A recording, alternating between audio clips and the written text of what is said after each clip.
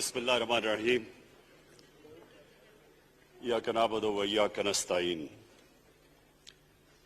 میں سب سے پہلے اپنی الائڈ پارٹیز، اپنے اتحادیوں کا دل سے شکریہ ادا کرتا ہوں کہ ابھی بھی اور ہر مشکل وقت میں جس طرح آپ میرے ساتھ کھڑے رہے ہیں، آپ کا بہت بہت شکریہ۔ میں اپنے پارلیمنٹیرینز، اپنی ٹیم کا، میں آپ کا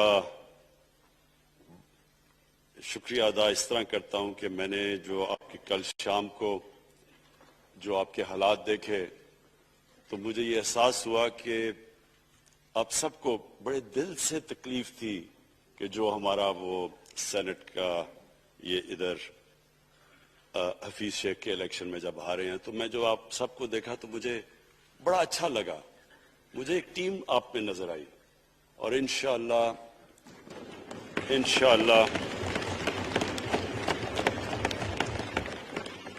یہ ہماری ٹیم مضبوط ہوتی جائے گی، کیونکہ دیکھیں اللہ کہتا ہے کہ میں تمہارے ایمان کو بار بار آزماؤں گا۔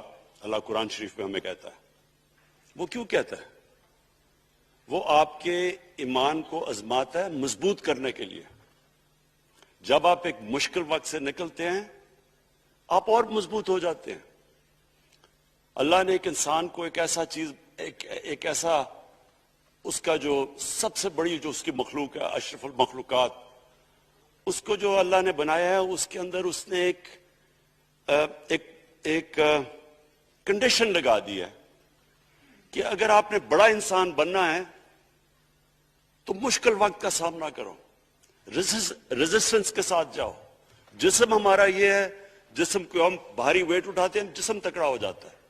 ذہن کو جتنا ہم آزمائیں گے اور آزمائشوں میں ڈالیں گے، سب سے بڑا جو پاور ہاؤس ہے وہ ہمارا ذہن ہے، وہ اور تکڑا ہو جاتا ہے، انسان تکڑا ہو جاتا ہے۔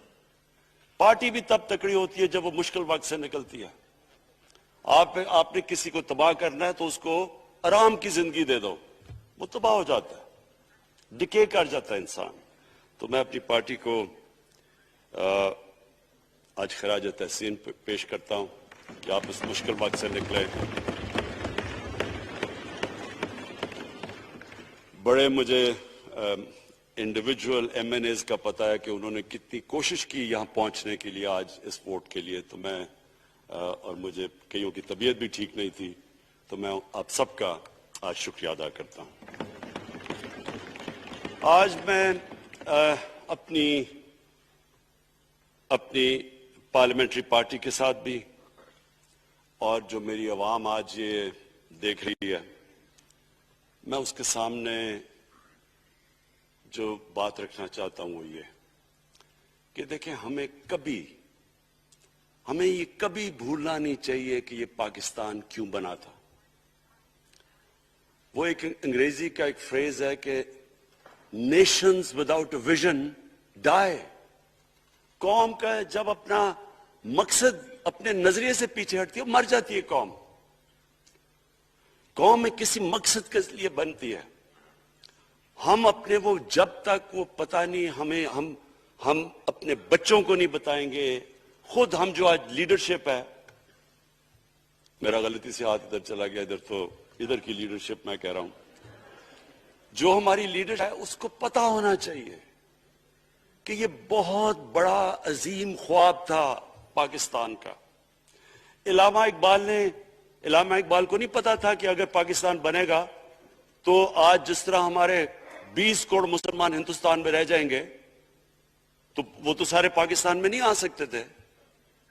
تو علامہ اقبال کا کیا وجہ تھی پاکستان خواب دیکھنے کی؟ ان کی وجہ یہ تھی کہ ہم نے ایک دنیا کو مثال دینی تھی، کہ اصل میں ایک ماڈل بنانا تھا کہ اصل میں ایک اسلامی ریاست کیا ہوتی ہے۔ اور وہ بیس کس کے اوپر کر رہے تھے پاکستان کی اسلامی فلاحی ریاست جو ہماری آبجیکٹو ریزولوشن میں ہے؟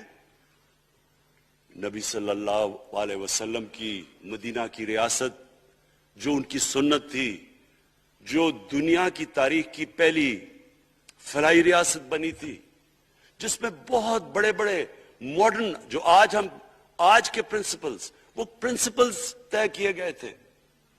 وہ ریاست بنی تھی، اور وہ ریاست ایک ماڈل ایسا تھا کہ اس کے بعد ایک جن کو کوئی جانتا ہی نہیں تھا، ایک قوم، ایک عرب قبیلوں میں تقسیم ہوئی قوم جس کی حیثیت ہی کوئی نہیں تھی، ان اصولوں کے اوپر چلتے ہوئے یہ دنیا کی تاریخ کا معجزہ ہے جو ہوا اس کے بعد. یہ میں نے شفقت محمود کو کہا بھی ہے کہ ہمارے بچوں کو ہر سکول، چاہے وہ انگلش میڈیم، چاہے اردو میڈیم، چاہے دینی مدرسے، سب کو 8، 7، 8 اور 9 کلاسز میں باقاعدہ سبجیکٹ پڑھائیں کہ نبی صلی اللہ علیہ وسلم کی جو زندگی تھی اور جو مدینہ میں کیا وہ کیا تھی.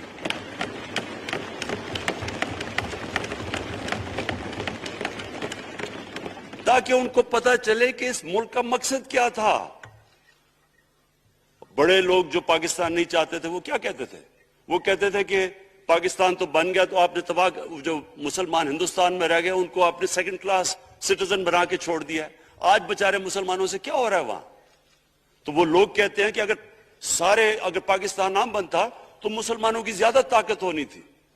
ایک ہندوستان میں اس طرح مسلمانوں کا برا حال نہیں ہونا تھا جو آج ہے. یہ ایک آرگیومنٹ دی جاتی ہے. اور اگر ہم پاکستان کو جس مقصد کے لیے بنا تھا اگر ہم ادھر نہیں لے کے جائیں گے تو وہ ٹھیک کہہ رہے ہیں. یہ تو نہیں تھا کہ وہاں ٹاٹا برلا تھے جو اربوں پتی اور یہاں یہ شریف اور زرداری اربوں پتی بن جائیں. اس لیے تو نہیں پاکستان بنا تھا. یہ ایک بڑی ہمیں ری الائن کرنا چاہیے اپنے نظریے کی طرف. ہمیں اپنا رخ چینج کرنا چاہیے واپس کہ یہ بڑا عظیم خواب تھا پاکستان کا. اور وہ جو تاریخ تھی، وہ جو اصول انہوں نے سیٹ اپ کیے، جن لوگوں کی حیثیت ہی نہیں تھی، یہ تاریخ کا حصہ ہے کہ اس کے بعد انہوں نے دیکھتے دیکھتے 15، 20، 30 سالوں کے اندر دنیا کی امامت کی. صرف امامت ہی نہیں کہ وہ تو منگولیوں نے بھی دنیا بڑی جلدی سے فتح کر لی تھی. چنگیز خان نے بھی بڑی جلدی اس کی فوجوں نے فتح کر لی تھی. 100 سال کے بعد وہ ختم ہو گئے تھے. انہوں نے ایک دنیا کی عظیم سیویلائزیشن، جو ٹاپ سائنٹسٹ تھے، سارے دنیا کے ٹاپ سائنسدان، ایک عظیم کلچر. اور سب سے بڑی بات جو میں یہ کہنا چاہتا ہوں، انہوں نے اخلاقیات، ایک مورل سٹینڈرڈ سیٹ کی دنیا میں.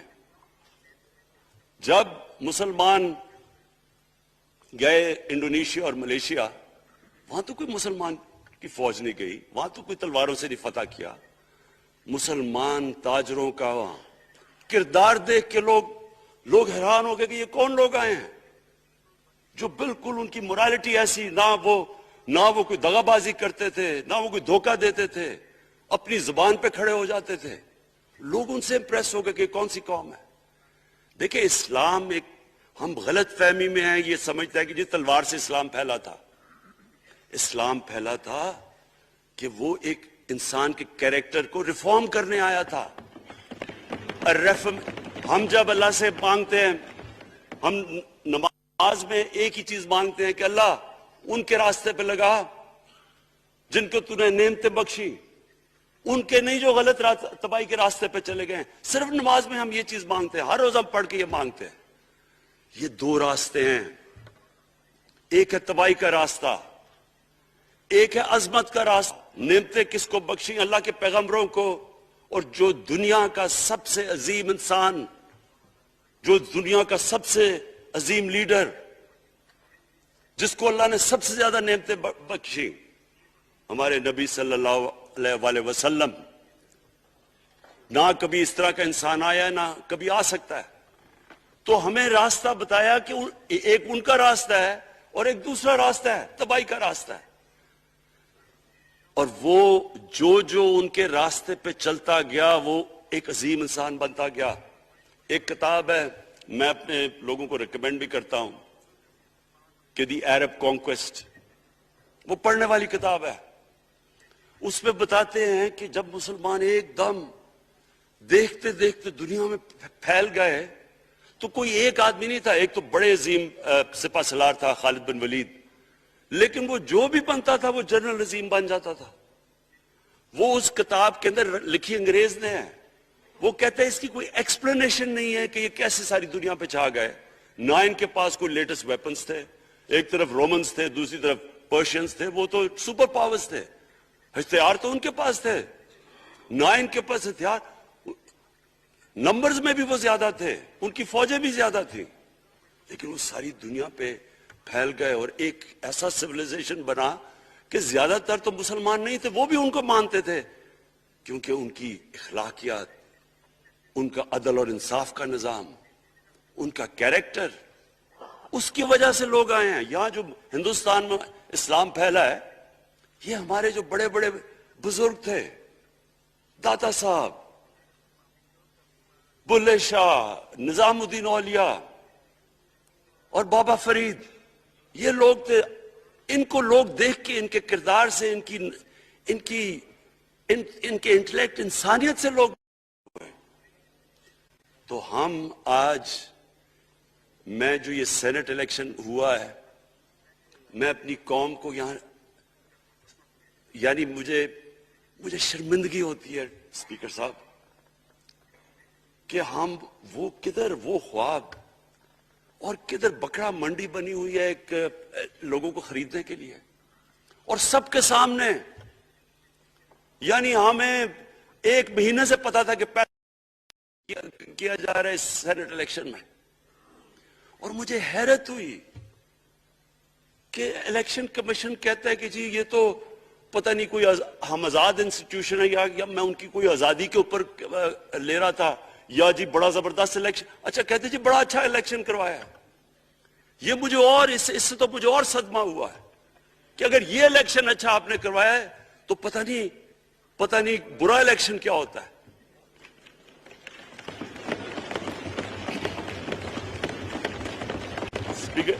اسپیکر صاحب یہ دیکھیں، مجھے یہ افسوس یہ ہوتا ہے کہ ہم ایک چیز سمجھتے نہیں ہیں. ہم کہتے ہیں نا جی ہمارے معاشی حالات بہت برے ہیں. دیکھیں جی ہماری ڈیفیسٹ تھے، یہ ہمارے کرنٹ اکاؤنٹ، یہ جو بھی ہم کہتے ہیں، قرضے چڑھے ہوئے ہیں. یہ جو قرضے چڑھے ہوئے ہیں یہ ایک بیماری کے سمٹمز ہیں. بیماری کچھ اور ہے. اخلاقی طور پہ ہماری قوم کو تباہ کیا ہے، پھر معاشی تباہی آتی ہے. آج مجھے ایک ملک کا بتا دیں جس کی اخلاقیات اوپر ہو، جن کے مورل سٹینڈرڈز اوپر ہوں اور وہ غریب ہو. ایک ملک مجھے بتا دیں، اور کوئی ملک مجھے بتا دیں جتنا مرضی پیسہ ہو، وسائل ہو، سب کچھ ہو، لیکن وہاں کی بھی جو لیڈرشپ کرپٹ ہو، وہ مجھے بتا دیں کہ اس میں خوشحالی ہو. دیکھیں یہ ساتھ ساتھ جاتا ہے. اس وقت کیا ہوا تھا مدینہ کی ریاست میں؟ کیا انہیں کوئی سونا تیل مل گیا تھا؟ کیا ہوا تھا کہ ان کے پاس کوئی پیسے آ گئے تھے؟ کیسے وہ اوپر اٹھ گئے تھے؟ کوئی انہوں نے قرضے لیے تھے؟ کس طرح اٹھے تھے اوپر؟ دنیا کے عظیم لیڈر نے ان کی اخلاقیات اٹھا دی تھی. صادق اور امین،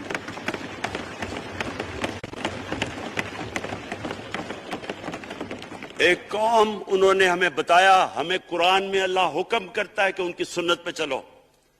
اللہ جب ہمیں کہتا ہے ان کی سنت پہ چلو، کیا ہم اللہ کو کوئی فائدہ پہنچا سکتے ہیں؟ ہماری بہتری کے لیے کہتا ہے. قرآن شریف میں سب کچھ ہماری بہتری کے لیے اللہ نے، یہ تمہارے لیے بک آف گائیڈنس ہے ہمیشہ کے لیے، اور یہ ہماری بہتری کے لیے ہے. تو وہ جب ہمیں کہتا ہے کہ نبی صلی اللہ علیہ وسلم کے راستے پہ چلو، وہ ہماری بہتری کے لیے کہتا ہے. اور میں جس نے اس عمر میں ساری دنیا دیکھ لی ہے، اسپیکر صاحب میں آپ کو بتاؤں، مجھے تکلیف ہوتی ہے دیکھ کے. جب میں یہ مغربی ملکوں میں جاتا ہوں، اسکینڈینیویا میں، سوئٹزرلینڈ میں، آپ وہاں کے اخلاقی سٹینڈرڈز دیکھیں، ان کی مورل سٹینڈنگز دیکھیں، شرم آئے گی آپ کو کہ جو ہمارے ملک میں ہو رہا ہے. اور یہ جو سینٹ کا الیکشن ہوا ہے، آپ کو افسوس ہوگا کہ ہم وہ کس کی امت ہیں، ہم کس کی امت ہیں، کس کے نام پہ پاکستان کا مطلب کیا، لا الہ الا اللہ، اس پہ یہ ہمارا ملک بنا تھا۔ اور آج دیکھیں ایک کرپٹ آدمی، دنیا میں ثابت کیا ہوا کرپٹ آدمی آصف زرداری، دنیا میں اس کے اوپر لکھا ہوا کہ مسٹر 10%، مضمون لکھے ہوئے ہیں، فلمیں بنی ہوئی ہیں اس کے اوپر، اور اس ملک میں لوگ کہیں جی ایک زرداری سب پہ بھاری، کیا کہ وہ رشوت دیتا ہے اس لیے سب پہ بھاری ہو گیا؟ کیا یہ ہے ہمارا ملک؟ دوسری طرف دیکھیں، دوسری طرف یہاں بیٹھے ہوئے ہمارا لیڈر نواز شریف، اور نواز شریف ایک ڈاکو، ملک کو 30 سال سے لوٹ کے ملک سے باہر بھاگا ہوا ہے، جھوٹ بول کے باہر بھاگا ہوا ہے، سارے ملک کے سامنے ہمیں کیبنٹ میں ہم نے 6 گھنٹے میں بتایا جی اس کو یہ بھی بیماری ہے، اس کو یہ بھی بیماری ہے، اس کو یہ بھی بیماری ہے، وہ شاید وہ جہاز پہ بھی نہ چڑھ سکے، وہ شاید مر جائے گا۔ شیرین کے آنسو آ گئے کیبنٹ میں، اور شیرین کے آنسو آنے آسان کام نہیں ہے اسپیکر صاحب۔ تو ہم نے اس کو وہاں جیسے وہ جہاز پہ چڑھا، جیسے وہاں گیا وہ ایک دم بھی تبدیل، اور آج وہاں جا کے تقریریں کر رہا ہے، وہاں بیٹھ کے اسکیمیں کر رہا ہے، وہاں بیٹھ کے پلاننگ کر کے جی اسے اتنا پیسہ دو، ادھر پیسہ کھلاؤ۔ ساری ان کی ایک کوشش ہے، جب سے ہم 2.5 سال سے حکومت آئی ہے، یہ سارے بڑے بڑے ڈاکو اکٹھے ہو کے یہ سمجھ رہے ہیں کہ عمران خان کو کرسی کا اتنا شوق ہے کہ اس کے اوپر اتنا پریشر ڈالو کہ یہ جی ہمیں جس طرح جنرل مشرف نے NRO دیا تھا یہ بھی دے دے گا۔ جنرل مشرف، فوج اس کے نیچے، عدلیہ اس کے کنٹرول میں، ساری کیونکہ میں ادھر ممبر پارلیمنٹ تھا اپوزیشن نہ ہونے کے برابر، جو اپوزیشن کے اندر جو مین آدمی تھا فضل الرحمان، وہ اس کے ساتھ ملا ہوا تھا، وہ 2 نمبر ہمیشہ سے تھا، رائٹ۔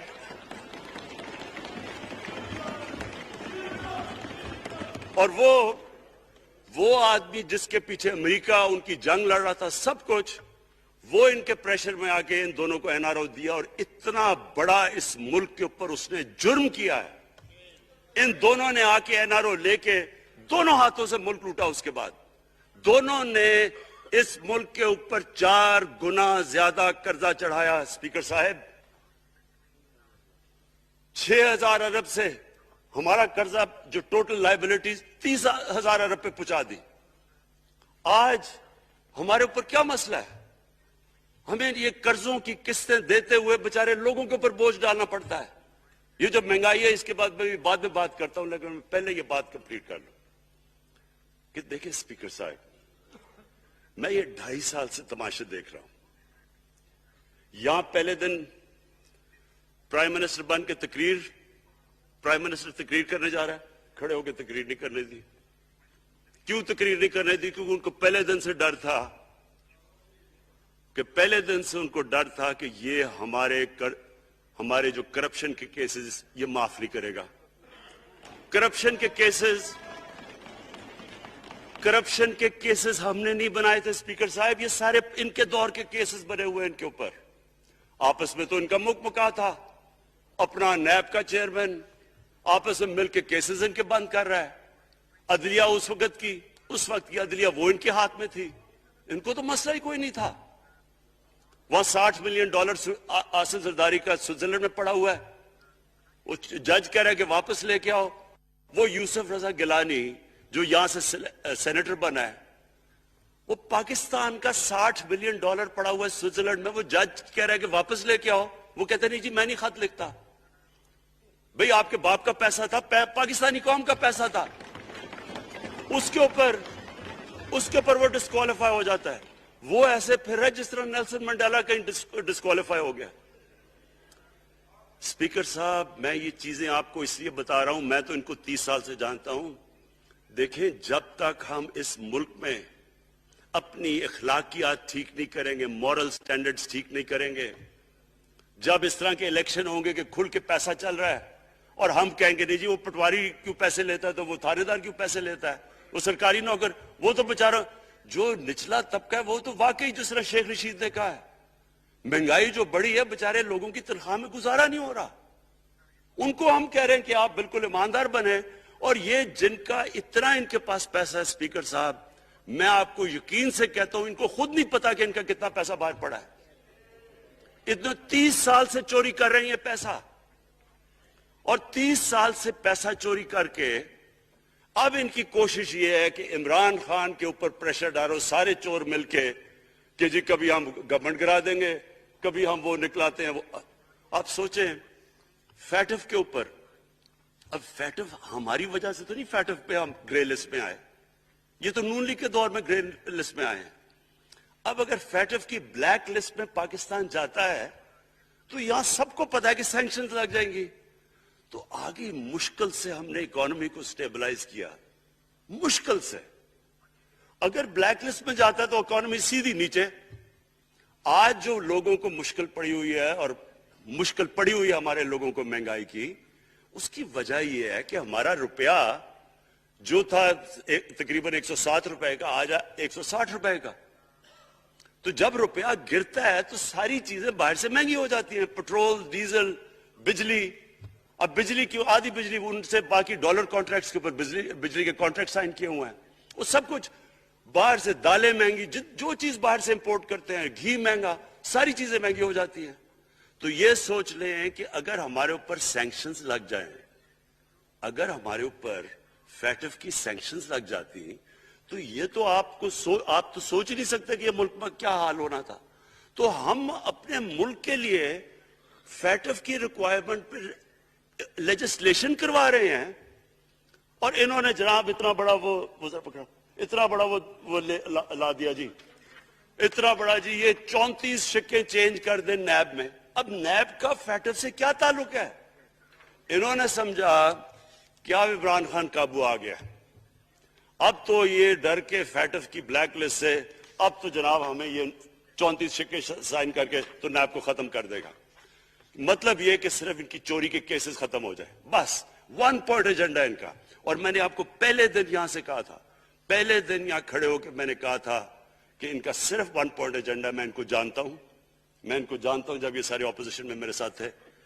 ان کا صرف ایک خوف ہے کہ یہ این آر او نہیں دے گا, لہٰذا اس کو اتنا بلیک میل کرو. اور اب فیٹف کے اوپر تو یہ پھنس گیا ہے, تو اب اس سے لے لو, اس سے کنسیشن لے لو تاکہ نیب ختم ہو جائے.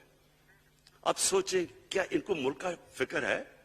کیا ان کو نہیں پتا تھا کہ کیا ہونا ہے اگر فیٹف کی بلیک لسٹ پہ چلے جاتے ہیں؟ اس کے بعد انہوں نے جلسے کرنے کی کوشش کی, بڑا جی پبلک نکالیں گے ہم, مینار پاکستان کے اندر جلسہ. مینار پاکستان کا یہ جانتے نہیں. دیکھیں ان کے بھی آ گئے ایک شہزادہ ایک شہزادی جنہوں نے زندگی میں کبھی کام کیا ہی نہیں ہے, نہ ان کو پتہ ہے کہ سٹرگل ہوتی کیا ہے. جناب مینار پاکستان خود ہی اخباروں کے اندر اپنے آپ کو پیسے خرچ کر کے اخباروں میں ذرا نمایاں کر کے جناب انہوں نے مینار پاکستان میں جلسہ کر لیا. اب میں تو جانتا ہوں مینار پاکستان, اور میں تو اپنے لاہور کو بھی جانتا ہوں, میں تو اپنے لاہور شہر کو بھی جانتا ہوں. وہ لاہور شہر ملک کا کوئی پیسہ چوری کیا ہو اس کے خلاف تو نکلائے گا, لیکن بڑے بڑے ڈاکو اگر وہ سمجھ رہے ہیں کہ اپنی چوری بچانے کے لیے لاہور شہر کو نکالیں گے تو وہی ہوا جو ان کے ساتھ مینار پاکستان میں ہوا. اب آ کے جو اور ڈاکٹر فہمیدہ مرزا نے بڑا اچھا آپ کو ایکسپلین کیا. انہوں نے بتایا کہ یہ کیوں ضروری تھا اوپن بیلٹ. انہوں نے بتایا کہ الیکشن کمیشن کی تو ریکوائرمنٹ ہے کہ آنسٹ ہو, فری اور فیئر الیکشن ہو. تو انہوں نے 2008 میں چارٹر آف ڈیموکریسی میں کہا ہوا کہ جی اوپن بیلٹ ہونی چاہیے دونوں پارٹیز نے. اور اس کے بعد ایک دم وہاں سے دونوں سب ادھر سے بھاگ کے اور کہتے نہیں جی خفیہ بیلٹ ہونی چاہیے. میں نے تب کہہ دیا کہ خفیہ بیلٹ کا ایک مقصد تھا, سارے مل کے کوشش کریں گے کہ حفیظ شیخ کو ہرائیں, اور وہ جو آدمی جیتا ہے پاکستان کا کرپٹ ترین آدمی. میں ایک چیز آپ کو آج کہتا ہوں, یوسف رضا کے آپ صرف ایسٹس دیکھ لیں, پرائم منسٹر بننے سے پہلے تھے اور اس کے بعد کیا ایسٹس ہے. بس ایک چیز دیکھ لیں, کوئی آپ کو کچھ کرنے کی ضرورت نہیں ہے. آپ کو پتا چلے گا انہوں نے اس نے کیا کیا اپنے زمانے میں. تو اس کو لا کے یہاں بٹھا کے تو جناب انہوں نے سارا پیسہ لگا کے, اور ہمیں سب پتا تھا کیا ہو رہا ہے, اور اس کو جا کے جناب انہوں نے ہروا دیا حفیظ شیخ کو. اب کیا پیغام گیا سارے ملک میں اس کا؟ میں نے کیوں یہ آج ووٹ آف کانفیڈنس لی ہے, اس کا کیا پیغام گیا دنیا میں؟ سارے لوگوں کے سامنے اوپن ہارس ٹریڈنگ, لوگوں کو راتوں کو کال کر رہے ہیں, یا میں تو خاص داد دینا چاہتا ہوں, میرے ممبرز بیٹھے ہیں, خواتین بیٹھی ہیں جن کو کالیں گئی ہیں رات کہ جی 2 کروڑ سے ریٹ شروع ہوگا, ہم اب آپ کو آگے پیسے دیں گے. ان کو ساروں کو پیسے آفر کر رہے ہیں. اور پھر اگر میں صرف الیکشن کمیشن کو ایک چیز کہنا چاہتا ہوں, آپ مہربانی کریں پاکستان کی ایجنسی سے صرف ایک سیکرٹ بریفنگ لیں, آپ ان کو اندازہ ہوگا کتنا پیسہ چلا اس الیکشن کے اندر, پتہ چلوائیں کیا ہوا اس الیکشن میں, تاکہ آپ اس طرح کی سٹیٹمنٹ نہ دیں کہ جی ہماری کوئی آزادی ختم کر رہی ہے. میں آپ کی آزادی ختم کر رہا ہوں یہ کہہ کے آپ کے کہ یہ جو الیکشن میں ہوا ہے. اسپیکر صاحب, میں آج اس اوکیزن کے اوپر, کیونکہ مجھے اس پہ کافی, میں 2.5 سال یہ بڑی چیزیں برداشت کرتا رہا ہوں, اور میں اس لیے صبر سے کرتا رہا ہوں کیونکہ ملک اتنا ہمارا مشکل میں ہے. جو ہمیں ٹائم ملا جب میری گورنمنٹ آئی, میں آپ کو یقین سے کہتا ہوں کہ ساری زندگی میری تو سٹرگل میں گزری.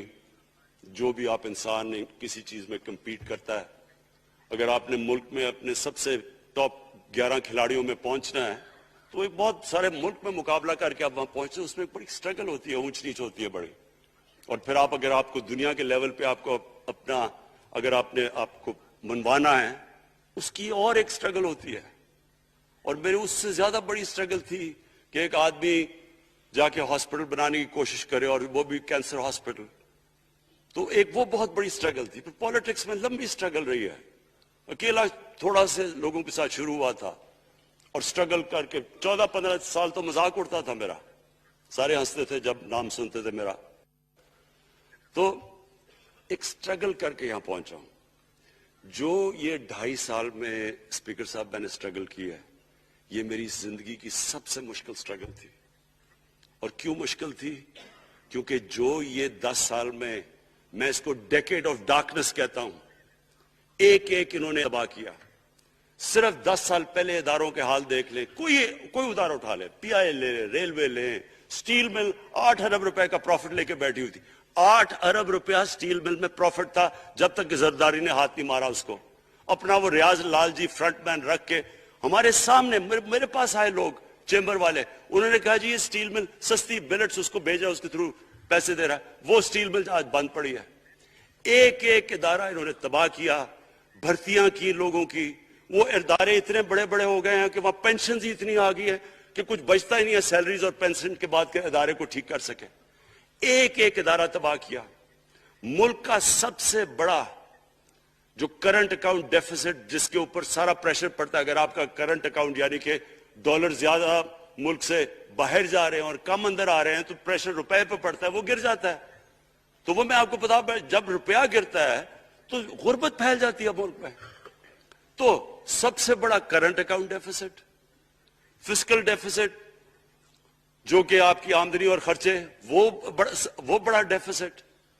سارے ادارے خسارے میں. پاور کانٹریکٹس جو انہوں نے سائن کیے اسپیکر صاحب, یہ عمر ایوب آپ کو بتائے گا, وہ یعنی ایسے لگ رہا تھا کہ کسی دشمن نے آ کے ایک ملک کو نقصان پہنچانے کے لیے پاور کانٹریکٹ سائن کیے. ان کے اندر وہی پاور پروجیکٹس آپ کہیں اور دیکھ لیں, کسی اور ملک میں, بلکہ اپنے ملک میں دیکھ لیں, اور وہ دیکھیں کہ انہوں نے کس پیسے بنائے, وہ کس پیسے پہ. گیس کا کانٹریکٹ سائن کیا ہم نے آ کے اسی ملک سے 30% کم پیسے پہ گیس کا کانٹریکٹ سائن کیا, ان کا ہی کانٹریکٹ چینج کیا. ساری گورنمنٹ جب اوپر سے پرائم منسٹر لگا ہوا پیسے بنانے. پرائم منسٹر ایک نوکری کر رہا ہے کس کے لیے؟ ایک دبئی کی کمپنی کے لیے. کبھی دنیا میں سنا ہے اس طرح؟ کبھی یہ مذاق سنا ہے جی کہ ملک کا پرائم منسٹر کسی دنیا کو دبئی کی کمپنی کے اندر نوکری کر رہا ہے؟ ادھر سے یہاں ڈیفنس منسٹر ان کا फॉरेन मिनिस्टर, वो दुबई की कंपनी से नौकरी कर रहा है, और वो एक इंटीरियर मिनिस्टर, वो कुछ सुना है संतरी बना हुआ था किसी सऊदी अरेबिया की कंपनी में, मुझे नहीं पता। कभी ये सुना है ये मुल्क से, किसी मुल्क से ऐसा मजाक हुआ है? ये सारे तरीके थे इस मुल्क से पैसा मनी लॉन्डर करके बजाना। आज मुझे ये बताएं, मैं ये जो सारे हमारी ऑपोजिशन है, मैं इनसे सोचता हूं, मैं कई दफा इनकी शक्लें देख के पूछता हूं इनसे कि क्या आप वाकई समझते हैं कि आप दोनों के लीडर ईमानदार हैं? क्या ये वाकई समझते हैं कि इनकी जो ये दौलतें बनी हैं ये ईमानदारी से बनी हैं? यानी क्या इनको कोई मुल्क की फिक्र नहीं है कि यहां का पैसा, क्या इनके बेटे हैं? मैं जरा मुझे ये बताएं, 3 दफा मुल्क का प्राइम मिनिस्टर, उसके दोनों बेटे बाहर बैठे हुए हैं। मैं लंदन को जानता हूं स्पीकर साहब, वो अरबों अरबों रुपए की प्रॉपर्टी है, वहां के बड़े बड़े रईस उन एरियाज में नहीं रह सकते जिधर इनके 2 बेटे रह रहे। मुल्क से भाग गए जी, हम पाकिस्तानी शहरी नहीं है। क्यों पाकिस्तानी शहरी नहीं? क्यों यहां बता ही नहीं सकते कि वो पैसा किधर से आया जो इन्होंने इतनी इतनी बड़ी प्रॉपर्टीज ली हुई है। और ये कुछ नहीं है जो इन्होंने बेनामी प्रॉपर्टीज ली हुई है, किसी को अंदाजा ही नहीं है इनका कितना पैसा बाहर पड़ा है। जरदारी के पास क्या था पहले, उसकी जो बाहर प्रॉपर्टीज है। तो क्या इन लोगों को नहीं पता कि इस मुल्क का पैसा चोरी करके ये बाहर लेके जा रहे हैं और ये फिर भी उनकी सपोर्ट कर रहे हैं? और ये जो सेनेट का इलेक्शन, क्या इन्हें नहीं पता कि बड़ा जी अक्लमंद पॉलिटिशियन है जरदारी, लोगों को रिश्वत देकर उनको खरीद रहा है? सारी कौम के सामने ये हो रहा है। मैं ये सिर्फ आखिर में ये कहना चाहता हूं इस इशू को खत्म करते हुए कि देखिए स्पीकर साहब, कोई मुल्क आगे नहीं बढ़ सकता ऐसे। मैं अकेला इमरान खान को करप्शन करके करप्शन नहीं ठीक कर सकता। मैं अदलिया को, क्या केसेस तो अदलिया में है या नैब के अंदर है, मेरा तो उनके ऊपर कोई कंट्रोल नहीं है। मैं आज पाकिस्तान की अदलिया को और नैब को, जो आपको मेरी गवर्नमेंट से मदद चाहिए कन्विक्शंस करने के लिए, सारी चीजें एक तरफ, ये इस मुल्क का सबसे बड़ा मसला है। जब तक आप लोगों को सजा ही नहीं देंगे,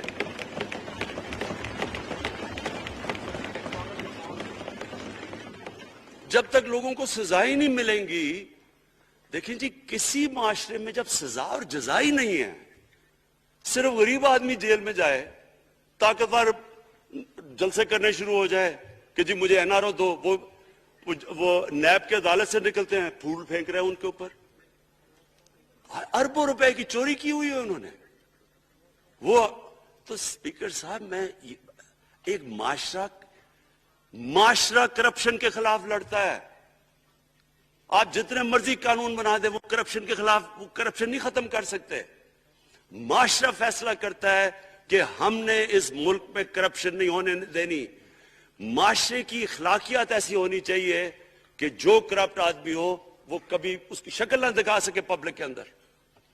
जो मीडिया का रोल है, मैं अपने मीडिया वालों को भी कहना चाहता हूं, जो इसहाक डार से किया था हार्ड टॉक में स्टीवन सैकर ने, वो हर जगह ये होगा। आप जब भी किसी भी मगरबी माशरे में किसी ने पब्लिक का पैसा चोरी किया, उसकी जरूरत नहीं होगी टीवी पे जाने के लिए। मैंने तो वहां देखा हुआ है, बड़े बड़े नाम, एक धब्बा लगता है आपके ऊपर करप्शन का केस, आप सारे मीडिया से बाहर हो जाते हैं। यहां हर रोज शाम को बैठ के अरबों रुपए की करप्शन की हुई है, उनको किसी ने कत्ल किए हुए, और आराम से बैठ के जनाबा में लेक्चर दे रहे होते हैं।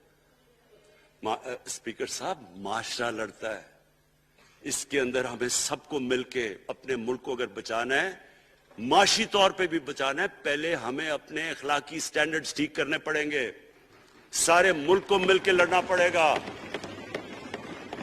अगर हमने अपने बच्चों के मुस्तकबिल को बचाना है, अपनी आने वाली जनरेशंस को बचाना है, इस मुल्क को एक अजीम मुल्क बनाना है, तो वो शुरू होगा जब हम मदीना के रियासत के सबसे बड़े असूल अदल और इंसाफ, क्योंकि इंसाफ और अदल जब एक माशरे में आ जाता है, जब एक माशरा खड़ा हो जाता है मेरिटोक्रेसी के ऊपर, जब एक माशरे में सिर्फ एक जो करप्ट है, जितना मर्जी ताकतवर हो, वो जेल में जाता है और عام آدمی اوپر آ سکتے ہیں، وہ معاشرہ تب آگے بڑھتا ہے.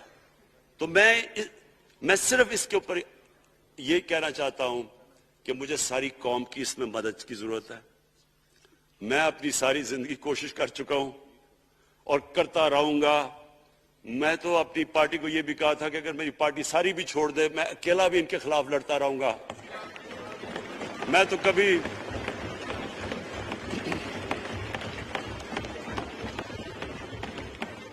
اسپیکر صاحب آخری گیند تک لڑنے والا کیپٹن تھا. آخری گیند تک لڑوں گا، وہ تو کبھی میں ہار مانوں گا نہیں.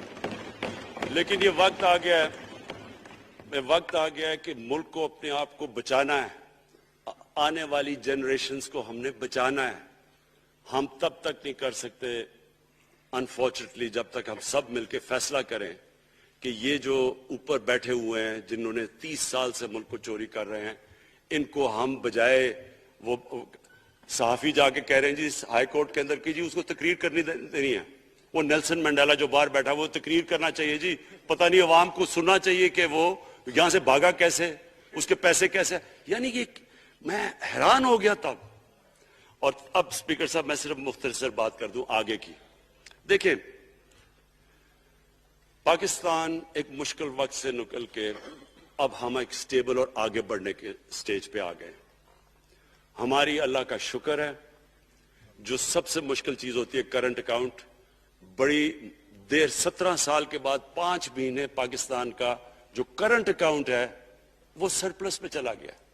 یعنی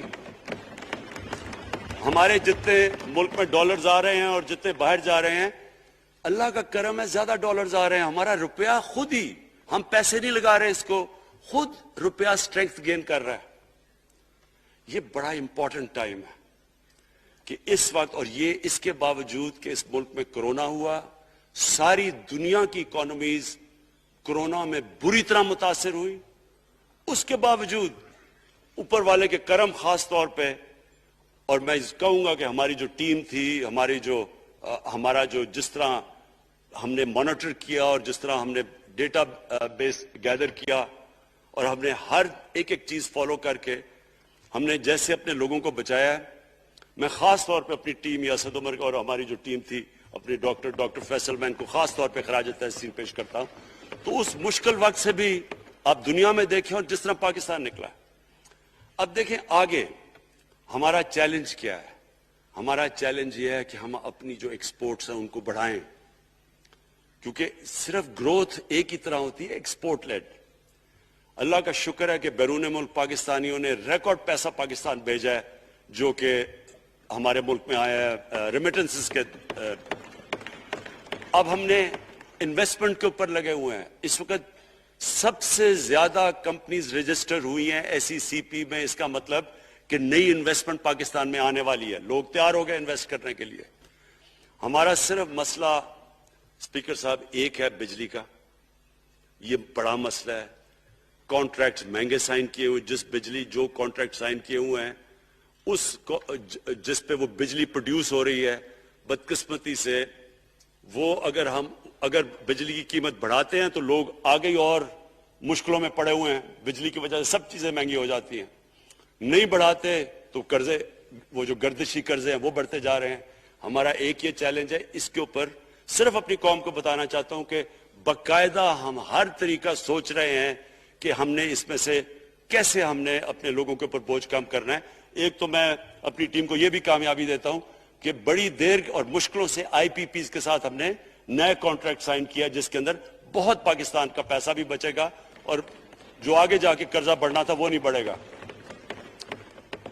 جو میرے اوپر سب سے زیادہ پریشر ہے اس وقت اسپیکر صاحب وہ ہے مہنگائی کا. مہنگائی میں نے آپ کو بتایا بھی دیا کہ مسئلہ ایک جب آپ کے روپیہ گرتا ہے تو جب چیزیں مہنگی ہو جاتی ہیں ایک وہ ہے. لیکن میں اپنی قوم کو صرف ایک چیز کہنا چاہتا ہوں کہ سب سے زیادہ اس وقت میری حکومت ایک ہی چیز پہ لگی ہوئی ہے کہ ہم کس طرح لوگوں کے اوپر مہنگائی کا بوجھ کم کریں. اس کے لیے ہم بڑی بڑی چیزیں آپ کے سامنے لے کے آئیں گے آنے والے دنوں میں، جس میں کوشش یہ ہے کہ ہم اپنے ملک میں جو سارا نچلا طبقہ ہے ان کو سبسڈائز کریں. اپنے احساس پروگرام کے ذریعے ان کو ڈائریکٹلی ہم فنڈ کریں. یہ انشاءاللہ آپ کے ساتھ لائے گا. ابھی میں نے ایکسپیریمنٹ ایک اور شروع کر دیا, وہ ایک ہفتے تک ابھی ٹرائل پہ ہے, کہ ہم ایک پروگرام لے کے آ رہے ہیں, کوئی بھوکا نہ سوئے. ہم نے خاص کچنز بنائے ہیں, ایریاز چوز کیے ہیں جدھر سب سے زیادہ بھوک ہے, تاکہ ہم کم از کم جب تک ہماری ملک اٹھتا ہے اوپر, ہم کم از کم ان تک کھانا پہنچائیں کہ ہمارے ملک میں کوئی بھوکا نہ سوئے. اور یہ پوری میں کیمپین شروع کرنے لگا ہوں. ہیلتھ کارڈ پنجاب کے اندر اور پختونخوا میں, پختونخوا کی گورنمنٹ کو تو میں خاص مبارک دیتا ہوں کہ انہوں نے سارے اپنے پختونخوا کے لوگوں نے خاندانوں کو کور کر لیا ہیلتھ انشورنس سے. یہ بڑے بڑے امیر ملکوں میں بھی ایسا نہیں ہوتا کہ ہر ایک خاندان کے پاس 10 لاکھ روپے کی انشورنس ہوگی, کسی بھی ہسپتال میں جا کے اپنا علاج کروا سکیں. میں خاص طور پہ محمود خان اور آپ کی کیبنٹ کو مبارک دیتا ہوں. پنجاب کیونکہ بہت بڑا ہے, انہوں نے بھی فیصلہ کر لیا ہے. عثمان بزدار آپ کی اور آپ کی ٹیم کو میں خاص مبارک دیتا ہوں کہ اس سال کے اینڈ تک وہ سارے پنجاب کے اندر ہیلتھ کارڈ پہنچا دیں گے. یہ ایک عام آدمی کے لیے سب سے بڑی, کم از کم جیسے جیسے ہم اپنے ملک کو اٹھا رہے ہیں تو کم از کم ہم لوگوں کی بنیادی ضروریات پوری کریں. اور جو کسان ہیں جی, کسانوں کے لیے ایک بڑا زبردست پروگرام لے کے آ رہے ہیں. اس کے اوپر بھی ہم نے بڑا برین سٹارمنگ کی ہے کہ کیسے ہم کسان کی مدد کر سکتے ہیں. پرابلم تو ہمارے پاس یہ ہے نا کہ جتنا ہم پیسہ اکٹھا کرتے ہیں, آدھا پیسہ قرضوں کی قسطوں پہ چلا جاتا ہے, تو پیسہ کم بچتا ہے. لیکن ہم نے فیصلہ کیا کسانوں کے اوپر ہم خاص زور دینے لگے ہیں, تاکہ وہ بعد میں بات کروں گا. تو 2 چیزیں اور جی. دیکھیں, میں قوم سمجھتی ہے نا کہ اب ہم کیسے یہ جو قرضے ہمارے اوپر چڑھے ہوئے ہیں ان سے کیسے نکلنا ہے. اس سے صرف ایک ہی طریقہ نکلنے کا کہ ہم اپنے ملک میں دولت کے اندر اضافہ کریں, ویلتھ کریشن کریں. اس کے لیے ہم کیا کرنے جا رہے ہیں؟ اس کے لیے ہم نے میگا پروجیکٹس بنائے ہوئے ہیں. ایک ہے راوی سٹی لاہور, دوسرا اس وقت ایک والٹن کے اوپر ایک ہم بزنس سینٹر بنانے لگے ہیں لاہور کا, وہ بہت میگا پروجیکٹ ہے. اور پھر تیسرا جو ہے ایک جزیرہ بنڈل آئلینڈ, کراچی سے تھوڑے 1-2 کلومیٹر کے فاصلے پہ.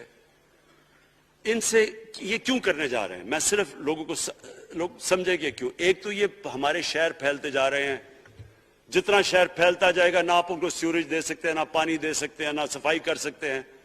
تو جو دنیا کے ماڈرن سٹیز ہیں وہ اوپر جاتے ہیں, یعنی وہ بلڈنگ اوپر جاتی ہے, بجائے اگر آپ پھیلتے جائیں تو مشکل ہو جاتا ہے سرو کرنا.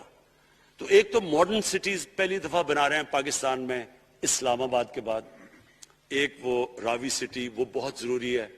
اس سے لاہور کا جو پانی نیچے جاتا جا رہا ہے وہ ہم وہاں بیراج بنا کے پانی اس کا بچانے لگے ہیں. اور دوسرا ماحولیات کے لیے وہاں ہم بہت بڑے پیمانے پہ اربن فارسٹ اور درخت اگانے لگے ہیں, کیونکہ وہاں لاہور میں بہت بڑا پرابلم ہے اس کا. وہی بنڈل آئلینڈ کا بھی مقصد یہ ہے کہ وہاں سارا سیوریج جا رہا ہے کراچی کا, اس کی سیوریج کو ٹریٹ کریں اور ایک ماڈرن سٹی بنائیں, بجائے کراچی پھیلتے پھیلتے حیدرآباد پہنچ جائے, ایک پوری اوپر سٹی بنائیں جو ایک ماڈرن سٹی ہو. تو لیکن اس کا اصل مقصد یہ ہے کہ اس سے پیسہ جنریٹ ہوگا, اربوں کھربوں روپیہ ہم جنریٹ کریں گے, اور اس پیسے سے ہم پھر یہ قرضے واپس کریں گے. اور دوسری چیز, باہر سے انویسٹمنٹ آئے گی. بیرون ملک پاکستانی جو سب سے بڑا ملک کا اساس ہے, وہ باہر آ کے وہ ان کے اندر انویسٹ کرنے کے لیے تیار ہے, ان بڑے بڑے پروجیکٹس کے اندر. اور جیسے فورن ایکسچینج آئے گا, ہمارے ریزروز بڑے ہوں گے, ہمارا روپیہ سٹیبل ہوگا, اور اس سے جو ویلتھ کریشن ہوگی, اس سے ہم پھر اپنے قرضے واپس کریں گے. اس کے علاوہ 50 سال کے بعد 2 بڑی ڈیمز بن رہی ہیں. پاکستان کی تاریخ میں صرف 2 بڑی ڈیمز تھی, اب یہ 2 اور بادشاہ ڈیم اور ممن ڈیم بنا رہے ہیں. یہ انشاءاللہ ان کے اوپر کام شروع ہو گیا ہے. لیکن مجھے جو آخر میں بات کہنی ہے اسپیکر صاحب, وہ یہ کہ پاکستان کو آگے بڑھنے سے کوئی نہیں روک سکتا انشاءاللہ.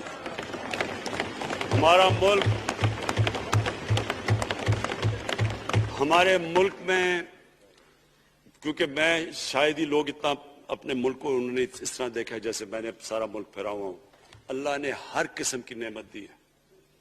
اس ملک میں جو پوٹینشیل ہے شاید ہی کسی ملک میں ہے. اس کا جو لوکیشن ہے جیو اسٹریٹجک وہ بھی شاید ہی کسی ملک کے پاس ہے. 12 موسم اللہ نے دیے ہوئے ہیں, یہاں اوپر سے لے کے نیچے تک کچھ بھی اگا سکتے ہیں.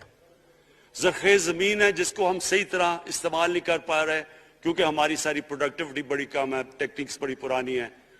چائنا کے ساتھ مل کے اس طرف بھی ہم جا رہے ہیں کہ اپنی پروڈکٹیوٹی بڑھانے کے لیے. اس ملک کے اندر سب سے بڑی چیز ایک نوجوان آبادی ہے, اور آگے جو ایک جو جسے کہتے ہیں کہ اگلی جو ریولوشن, 4th انڈسٹریل ریولوشن کے بعد یہ جو ٹیکنالوجی کی ریولوشن آ رہی ہے, اس میں ہمارے پاس ایک ینگ آبادی ہے اور اس کے اوپر اب ہم پورا زور لگائیں گے. اور انشاءاللہ یہ جو ہماری آبادی ہے یہی ایک ینگ آبادی پاکستان کو اٹھا دے گی اگر ہم ان کو صحیح معنی میں ٹیکنیکل ایجوکیشن دے دیں. جو میں الیکشن کمیشن کیونکہ بڑے ناراض ہو گئے تھے کہ میں نے کہا وہ الیکشن کے اوپر میرے کامنٹس تھے, میں ان کو یہ کہہ دوں کہ ہم نے یہ فیصلہ کیا ہے الیکٹرل ریفارمز کا. ہم اب ٹیکنالوجی کے اوپر وہ جو ای وی ایم مشینز ہیں, الیکٹرانک مشینز لے کے آئیں گے.